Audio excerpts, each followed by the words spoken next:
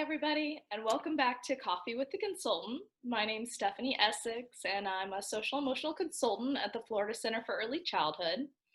And today I'm bringing you tips and tricks that you can watch in the time it takes to drink a cup of coffee.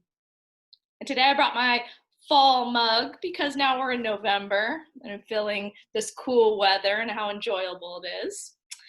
And I wanted to talk to you today about separation anxiety. So just a little bit about the signs of separation anxiety, and a lot of you may already know this, but I just kind of wanted to go over it. So often with separation anxiety, your child is resistant to go to school, or maybe they feel like they can't tolerate going to a friend's house for a play date or a birthday party without you there. And that can be really challenging for you and for your child. A lot of times kids with separation anxiety also have trouble falling asleep without you there, or they may show signs of clinginess or more crying, really difficult meltdowns surrounding new school, new locations, like I said, going to friends' parties or even like a doctor's office, anything that they might be scared or worried about.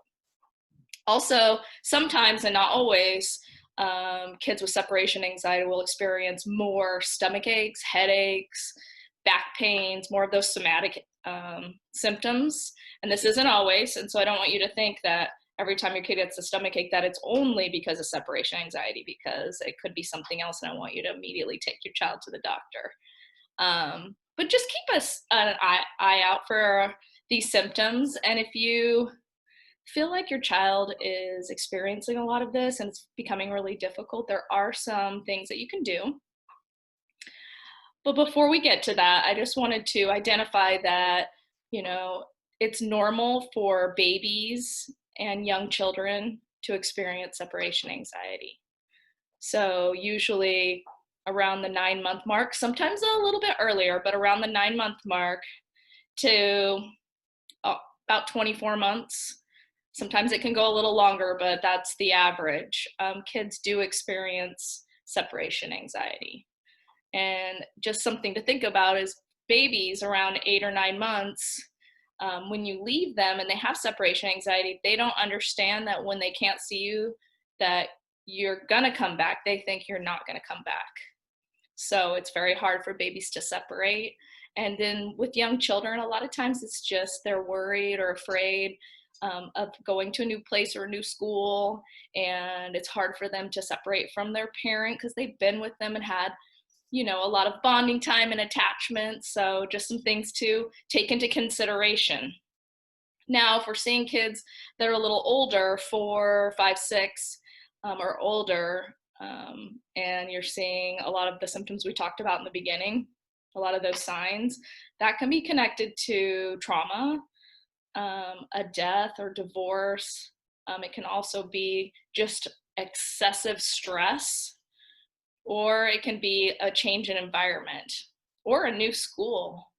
So a lot of those things can cause this intense feeling of anxiety, and it makes it hard for your child to be away from you. They just want to be held by you and protected.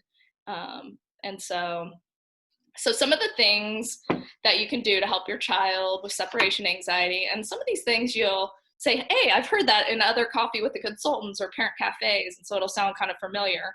But first of all, I just would like to say that, when your child's having separation anxiety, sometimes you're busy and you're in a rush because you're trying to drop them off from school, and it makes it really hard to be calm.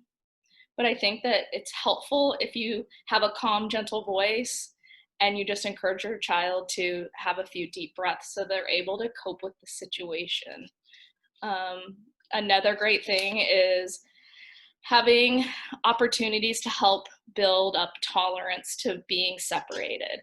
So say if you do go to a play date, instead of being right with your child the whole time, maybe sit in another room. So you're still there, but you're separated. And then maybe the next time you leave for like 10 minutes, but then you come right back. And then maybe the next time you leave for 15 minutes. And so you keep building that window of tolerance so that there makes it a little bit easier for them to separate. And you can do that at night with sleeping as well. You know, do it in small increments to help them build up that tolerance and be able to self-soothe and calm, and be independent. So some other things that are really helpful, and I always think about school because of course I work at Starfish Academy and we have some separation anxiety, and there's nothing wrong with that. I just want to be helpful to you parents out there that maybe you're just really struggling with this. So transitional items are really awesome and they work really well. Not for all kids, but for some. Some transitional items might be like a squishy ball, or maybe a little car, something that they maybe can, like a little pony, something they can like hold or stick in their pocket, you know, to help them walk from you to the classroom. Another thing is like helping them to plan ahead for new experiences. So talking to them about what's going to happen. I don't think that avoiding the worry is the answer, because kids need to learn how to move past certain anxieties. So having you there to gently coach them and talk to them about the new experience is the most helpful thing that you can do. Another thing which works very often is a goodbye ritual. So a goodbye ritual could be like 2 hugs and 2 kisses, or a handshake, or maybe a special song that you do together. And that can help the child to be able to transition away from you and into wherever it is that they're going.